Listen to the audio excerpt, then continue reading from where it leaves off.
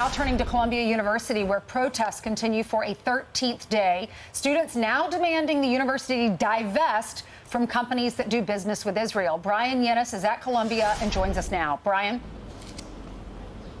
Good morning. In Columbia University, this is where it all began. Those students are not only demanding divestment, they are also demanding universal amnesty. They don't want to receive any punishment or discipline from the university at all, period, for participating in these protests. The university is asking students to self-identify themselves and attest to following university rules in the future, but even that is not something the protesters seem willing to do. Columbia University President Manoush Shafiq has promised the protesters there won't be any lockdowns or evictions of the encampment and vowed the NYPD will not be called onto campus again to make arrests.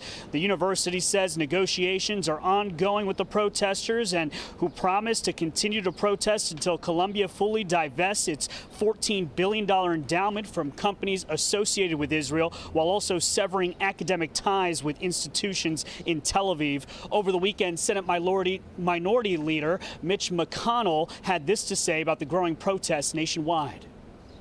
What needs to happen, at least at the beginning, is these university presidents need to get control of the situation, allow free speech, and push back against anti-Semitism. I thought that was largely gone in this country, but we've seen a number of young people who are actually anti-Semitic.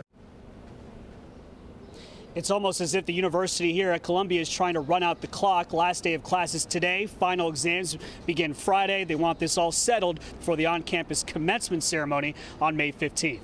Guys? And Bryan, some spots have talked about not having commencement, not having graduation because of the fear of that.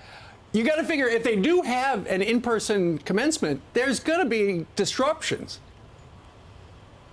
Oh, absolutely. And this encampment is right across from where this commencement happens. It's in the same exact courtyard. So that is going to be the situation here. I think the university obviously wants these negotiations to be complete before then. Yeah. But even then, even with what good is their word, any protester can go up there and cause a disruption. So we'll see what happens. Thanks, Bryan. I'm Steve Ducey. I'm Brian Kilmeade. And I'm Ainsley Earhart. And click here to subscribe to the Fox News YouTube page to catch our hottest interviews and most compelling analysis.